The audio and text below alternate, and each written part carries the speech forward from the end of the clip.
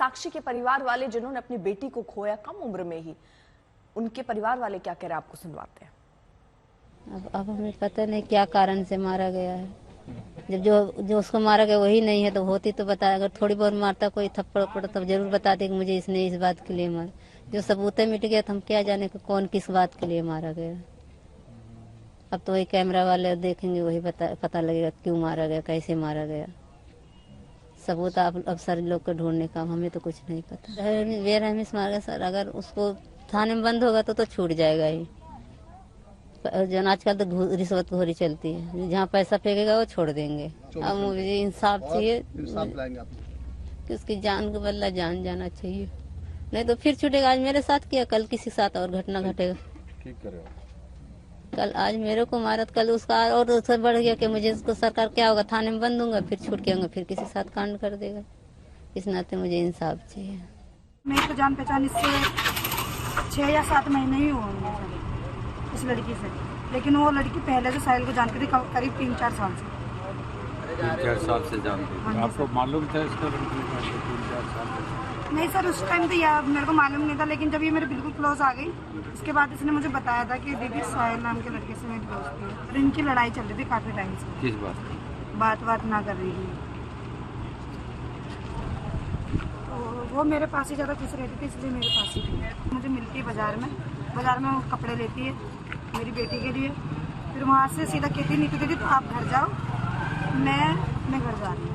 वो भावना के पास जा रही हूँ, मतलब भावना नाम की दोस्त है हमारी, उनके पास गई थी वो।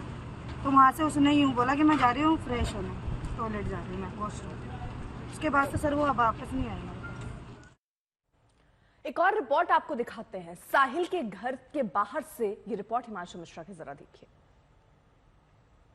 जो जानकारी मिली है, पुलिस जो पूछताछ की है उसके आधार पर जहां पर ये पहले रहा करता था सरफराज, वहीं पर शाहबाद डेयरी में वहीं उस लड़की का भी घर था और ये एक दूसरे को जानते थे, पहचानते थे और इसके बाद इनकी दोस्ती हो गई थी।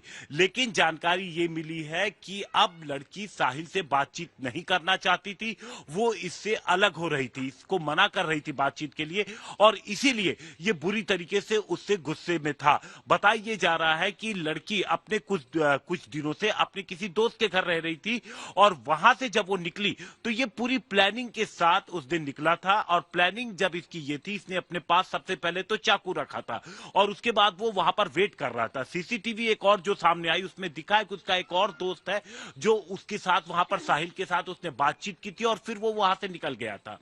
तो उसमें क्लियर हो रहा है कि वो वहां पर वेट कर रहा है और जैसे ही वहां पर पीड़िता पहुंचती है अचानक से उसने हाथ पकड़ा और देखिए बातचीत तो उसने नहीं कोई खास की, मुश्किल से कुछ सेकंड बातचीत होती है और उसके बाद उसने ताबड़तोड़ चाकू मारने शुरू कर दिए और तकरीबन शुरुआत के जो 8 से 10 वार के बाद पूरी तरीके से बेसुध हो गई थी, वो जमीन पे गिर गई थी और उसके बावजूद वो रुका नहीं, लगातार उसको मारता रहा।